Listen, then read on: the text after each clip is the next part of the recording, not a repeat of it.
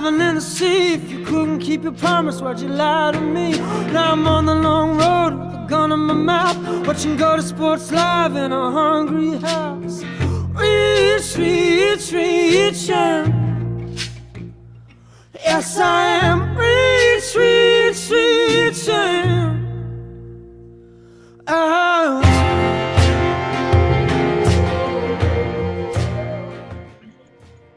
Hola chicos, soy la Javi y ella es la Connie. Hola chiquillos. Somos del equipo Soneto.cl y el día de hoy daremos un paseo por el romanticismo, la onda rock americana y el blues en manos de Ida Mae. Ellos son oriundos del Reino Unido y en 2018 emprendieron un viaje a los Estados Unidos para seguir sus sueños, estableciéndose en la ciudad que es cuna del rock americano, Nashville. En 2019 lanzaron su álbum debut Chasing Lights, recibiendo muy buenas críticas y ganándose el corazón de cientos de oyentes. Y como lo prometido es deuda, hoy ellos están aquí con nosotros.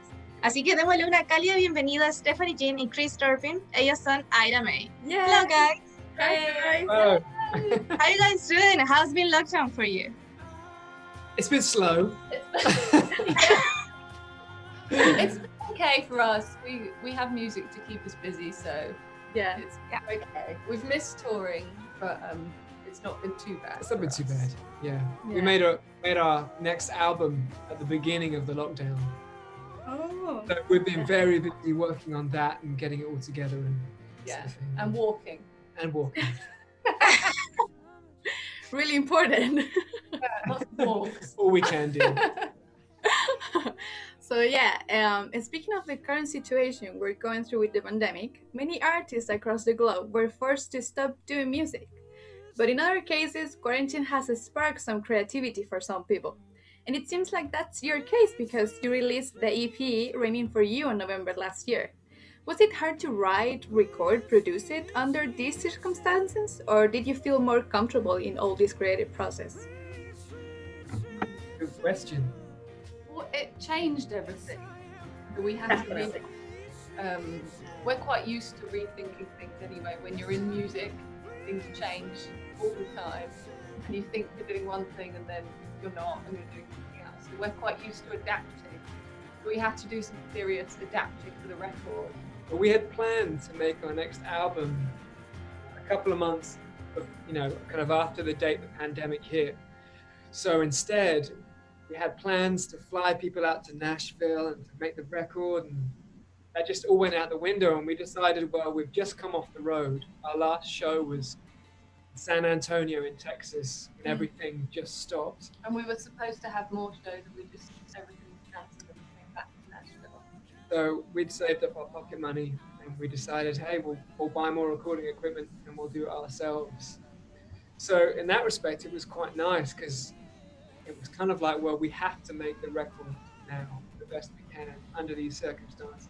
Luckily, we'd written all of the songs Yes. on the road already, That leading was up to lucky. it, I think if we had to write pretty much. sort of 3 months into the lockdown, it would have been harder because we were ready, our voices were ready. So we took like 2 days off and just started working. Yeah, and then we watched Netflix for the other 8 months. What a plan, yeah. That's amazing, guys. It's really amazing because music is the only thing that has kept us sane during quarantine, isn't it? Definitely for us. Yeah, definitely for us. We treat it like a job, if we feel like, oh, it is a job. But we're going a little like, oh, I don't know what to do. If you're a bit stressed, you can play music and forget everything outside. Yeah. Mm. Yeah, music has been like a good way to cope with this lockdown, at least for me. So yeah, I totally understand you guys. Now let's talk about Raining for You. The first song of it, called Deep River, was such an amazing song, and the collaboration of Marcus King was mind-blowing. And I want to know, are there any other artists that you would like to collaborate with? Yeah. Yes, there are. There's one other person on the record as well, which we won't say. We who have it some is, other people on the record as but well. we have some other collaborations on the record. So because we did the record At at home. lockdown at home, we discovered that everyone else was stuck at home. So that's how we got Marcus to come over and that sort of thing, because we were all just in Nashville. together, whereas normally everyone is on tour. Yeah, you live in Nashville and you're neighbours with your musician friends, but you never see each other. Everyone is really? on tour, and every tour is different, so you miss everyone. So in the lockdown, everyone was at home. We actually got to see at the beginning part people, musician friends, and everyone was in Nashville. Yeah. And then who else was that? That's yeah. I was trying to think. I mean, There's loads, though. I like to play guitar for Robert Plant. That'd be pretty Yeah. cool. A record. I'd like Yeah, to do Ryan that. Kuda, Ryan Kuda. That'd be pretty good. Who else would we like to collaborate with? anyone that asks. Anyone that asks us right now. I don't know. We like the idea of doing more of a full band collaboration, and we have a few friends of ours that like kind of thing to make it, which would be fun. So it's nice to write for different projects. But I mean, yeah, there's so many heroes. Like Yeah. it's hard to choose one. Yeah, definitely. It must be hard. There are too many good artists around the world, so it's I know. really difficult. Exactly. Yeah, so you guys have a really special, in particular sound. So it's like your music could fill an entire room of pure love and chill vibes. So we would like to know, how did you shape the sound of Ida Mae? Is there any band, artist, and inspiration behind it, or the inspiration comes from your relationship? That's another good question. Probably a bit of everything. It's a bit of everything, yeah. We were in a heavy rock band in the UK before we started this. So we recorded at Abbey Road behind you. On that, and we were like an underground rock band. So we started off playing heavy rock music. So that kind of seeps into everything that we did. But we really, really wanted to make the focus of Ida Mae be the songs. We wanted to be able to sit with an acoustic guitar and play cowboy chords, E major and G major, and be able to that be enough, rather than needing a full band, to make it big and loud and attention grabbing. So that was one of the focuses, was to make it really stripped back. So we really love a lot of Americana artists and country artists and country blues artists. So like anything from Fred McDowell to Gillian Welsh and Dave Rawlings, to Hank Williams, to Gregory Alan Isaacoff, to anything and everything. Of course, we came from a heavy British blues. We always think we would go to like gigs and we would play acoustically as Ida Mae and think that we were being really gentle and soft, and then see something back or hear back and be like, oh, we're so loud. We're still playing like we're in a rock band. We're still really loud, even though it's us and it's acoustic. So that was kind of the main thing, was the songs, and to keep it just incredibly raw. We worked with some larger record companies, and we pushed in certain directions to try certain things that we'd always kick back against. So we just decided to make the music incredibly honest, and we happened to be, engaged at the time. So if we were ever going to write love songs, it was going to be then. Yeah. So that's kind of how it came about, and that's how album 1 was made. So you would say that it's a little bit of everything all together. I think so. I think it's both of our influences coming together, and then for some reason we always have a strange sound that is just ours. We try and do things. We're like, let's try and make this one sound a little bit more conventional, and like we have something in mind and we try it, and then we play it back and we're like, oh, it still sounds really weird and like us. It's one of those things. It's like any band, like bands either have a thing or they don't. It's whatever you want to call it. It's the kind of magic of people coming together and joining. And we were just lucky enough that our two voices match, because that was quite a hard thing, rare thing we've learned.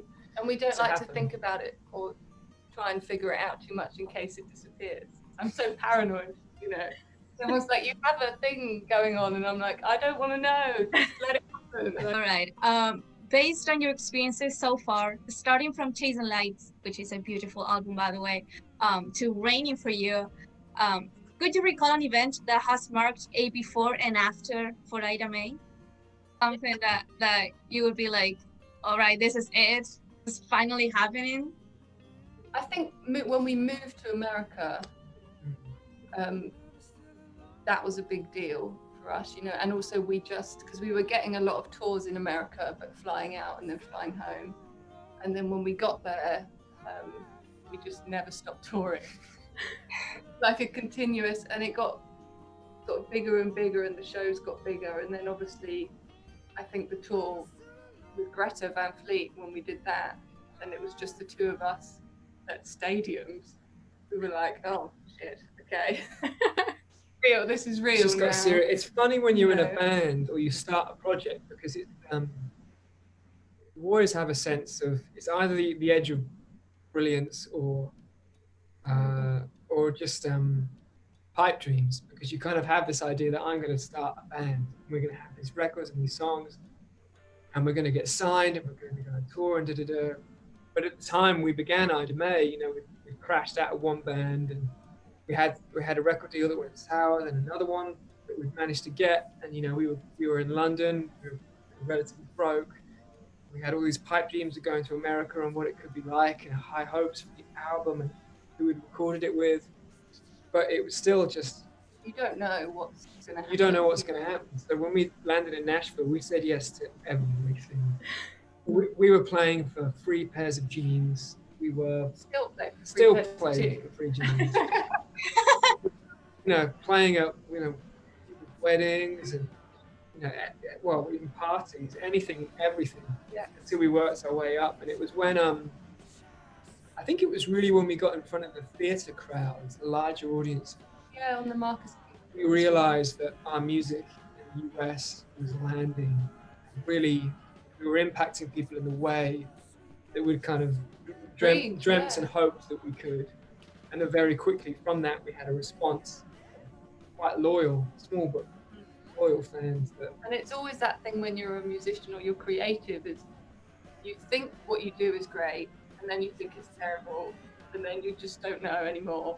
And then when you get in front of a crowd and they really respond, and then you speak to people afterwards, and they're like, I love this song for this, and then you get a sense of like, oh, okay, it is what I was thought it right. was. I thought we had something special, but I didn't, you know, you don't. Yeah.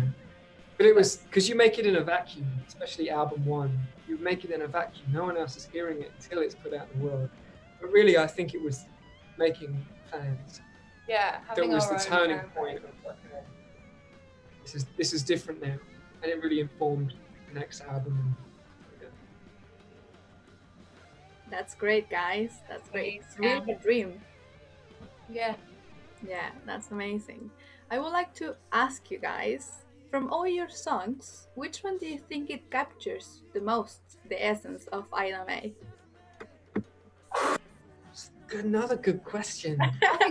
I'm sorry, guys. These are difficult. What do you think? There's one song on the new record that's coming out in a few months that I think has a sense of. Oh, really? Which I think sums up the last 3 years anyway, of our touring lives. Yeah, the opening song from the new album is Yeah. coming out in July. Yeah. Wow. I don't know what month it is. What month is it Could- coming out? I think that song does summarize, well, the whole record, in fact. We wrote this album on the road, from playing for free jeans, playing in front of 15,000 people in that space of time. We wrote the entire record about being on the road. And for a lot of that touring, it was just me and Steph in a car with the guitars in the back seat, driving For America. 120,000 miles across America. You know, like, so the whole record, as the new album, has kind of become about that. So the whole album is really, it's really much a narrative and story of that in a way. The whole album kind And I think on the first record, probably Chasing Lights, although it's a very subdued song on the record, I think that's why we called the album Chasing Lights. Because it's really, in that moment, that was really something that resonated with us. Feeling more of that. Whereas this record, you can clearly hear more of what we've been doing. Yeah, but the two songs, I mean, If You Don't Love Me is one of the songs that always, I think, if you've never heard of us and we sing that, that seems to resonate with people. So. That's the example track. That's the example track. All right. Well, you said that we have an album coming up for this year. Anything else that you would like to share with us? We've shared too much. I don't know. We do have a record coming out this year. We have a first single is coming out quite soon. And we'll All right.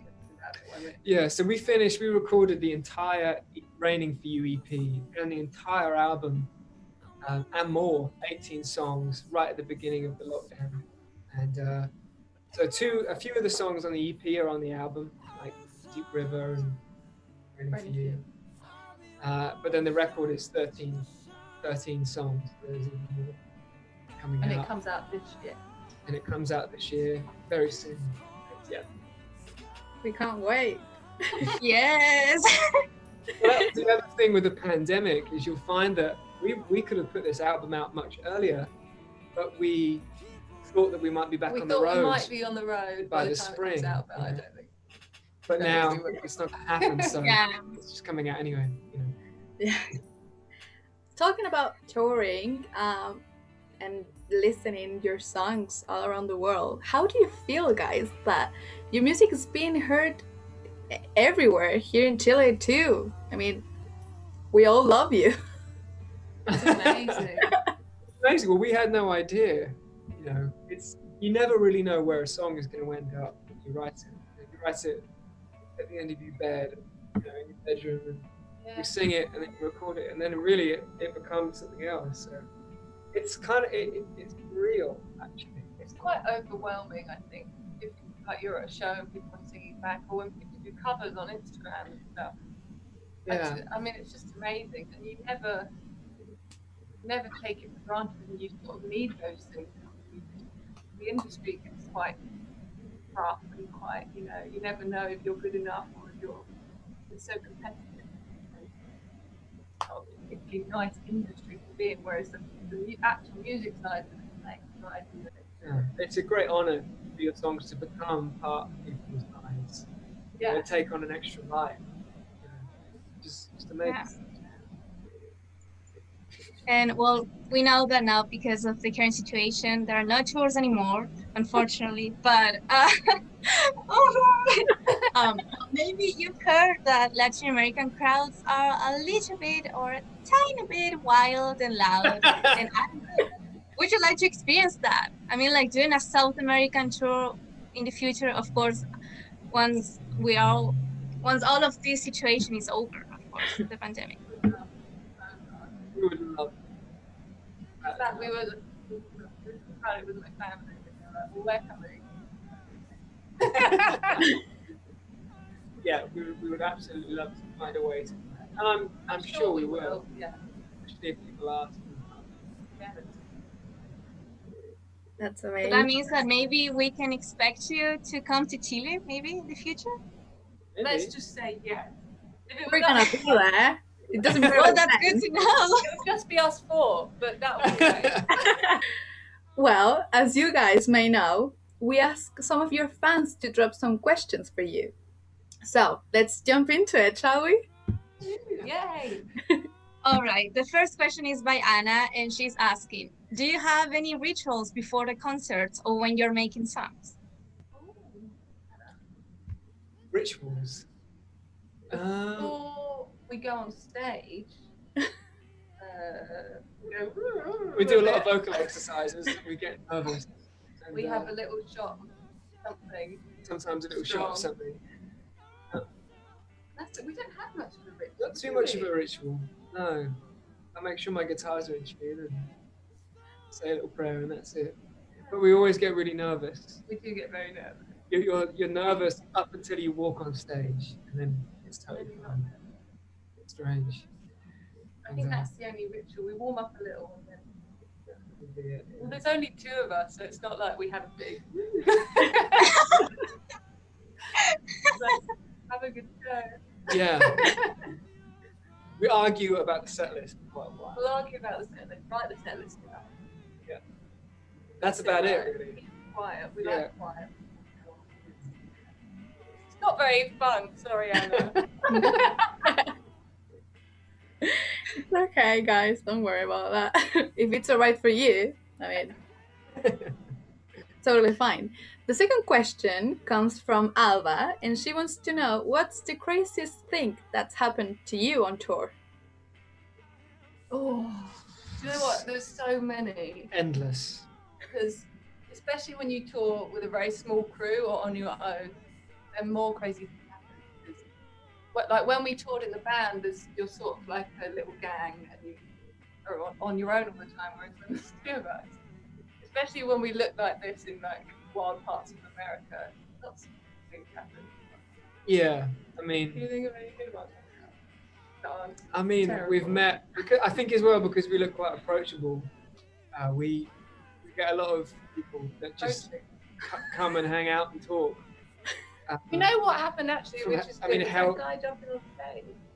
We had Hell's Angels a few times. Oh, yeah, biker biker gangs, Cruise. biker crews That hanging we out. made cry, which is cool, Oh, with our songs. Yeah, Ida Mae can make Hell's Hell's Angels. cry. That's pretty cool.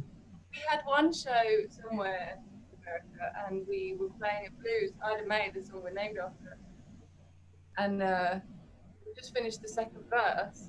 And I had my keyboard up on stage for other songs, and I just left it, and we were playing this Blues. And suddenly in the solo section, Chris went to solo, and then we just heard my keys, and we turned around, and some guy just jumped up on stage They just joined in. and joined in.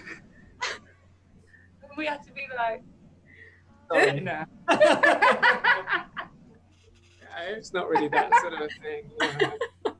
That was pretty wild. I'm trying to think. Even when we played with Greta, the last show of that tour was pretty cool. That was Just before a thunderstorm, and there were so many people. And we barely rehearsed. We, played it maybe half song in the sound check, And then we had to go on. Yeah. and then we went on and did it. That was kind of fun. Yeah. That was pretty crazy. A lot of that tour was pretty crazy. And when we first went out with Marcus as well, it was a little before he was known as he is now, and some of those venues were pretty rough and tough. Yeah, it was a proper American road trip experience, those first tours. We were playing like old country clubs and stuff, places where everyone's still smoking, and it's There's no security, people have guns guns everywhere. It's like a movie. Some of that, and everyone's it's amazing, and Chris takes photographs and stuff, so it was awesome. But there were a few times when we get on stage, in our like London clothes, and Chris has got long hair and skinny jeans, and we're like, oh, I hope you like us. But everyone was always lovely. I think if you sing and you play blues a bit, it'd be cool. Yeah. really nice experiences, guys. And well, Hannah, she's asking, if you could tour with any band that is either disbanded or still a band, which one would you choose and why? So difficult. I mean, the Stones. Probably the Rolling Stones. Oh, yes. Wow. That would be a bump. I would definitely love that. I'd just stand there. I mean, I don't think we need to qualify that with any explanation. Yeah, the Stones. The Rolling Stones. You know what I mean? I think it'd be the Rolling Stones. Yeah. Yeah. Just Good one. too good. Yeah.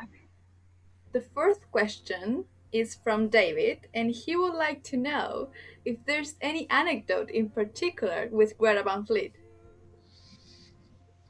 That we can tell. Yeah, definitely. Maybe you can tell another one. It doesn't come out from here. Let's just say it was a very fun tour. It was a very fun tour, yeah.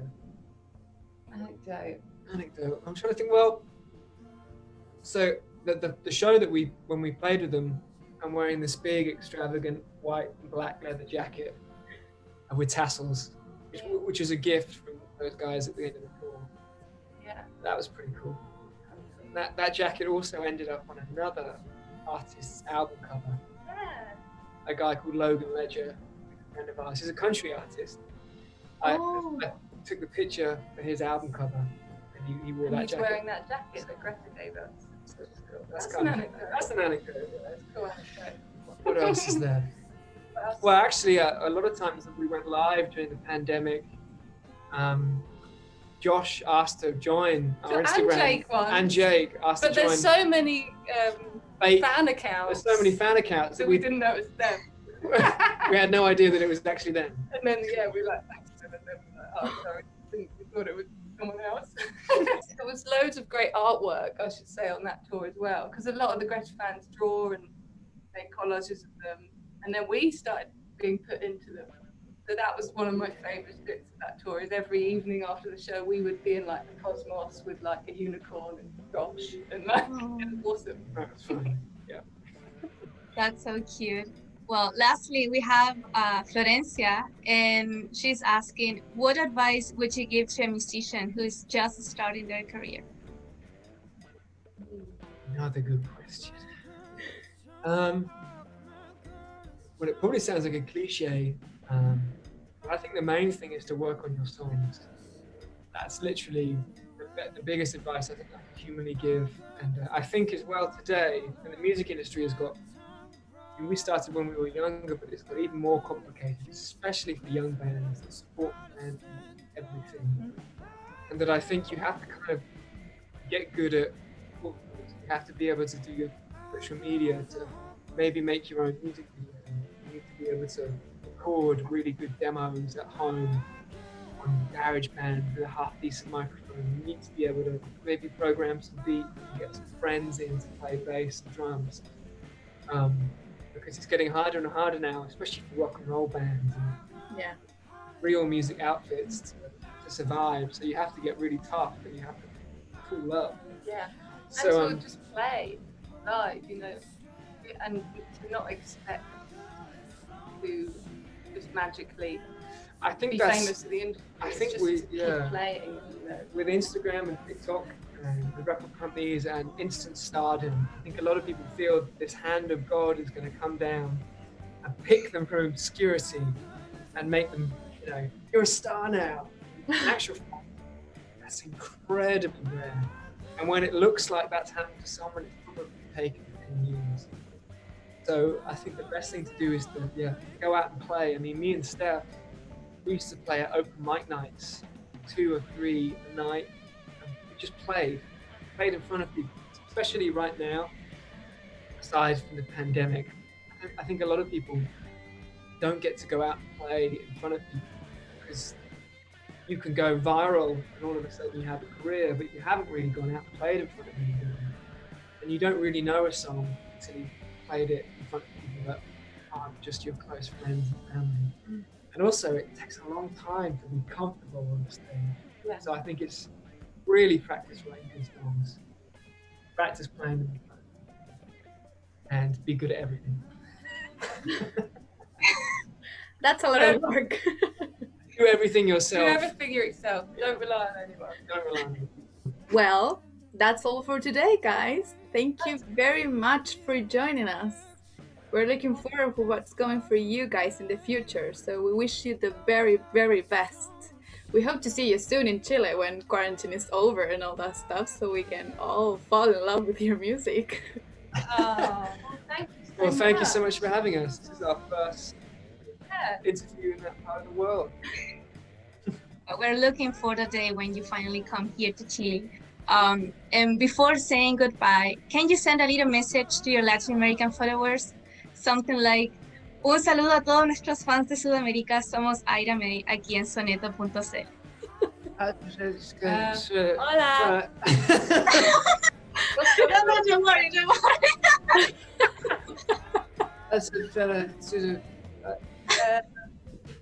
Gracias. You can speak Spanish. I can't anymore. No, don't worry. I'm gonna be saying each part of the phrase and you will repeat it, all right? Don't worry. My mum will be ashamed. All right. Un saludo. Un saludo a todos nuestros fans. A todos nuestros fans de Sudamérica. De Sudamérica. Somos Ida Mae. Somos Ida Mae. Aquí en Soneto.cl. That one's really tricky. Again. Aquí en Soneto.cl. aquí en Soneto.cl. Bueno chicos, esto ha sido todo por hoy con Ida Mae. Esperamos que les haya gustado la entrevista y quédense atentos porque se vienen más en el futuro. Nos vemos. Bye. Yay. Bye.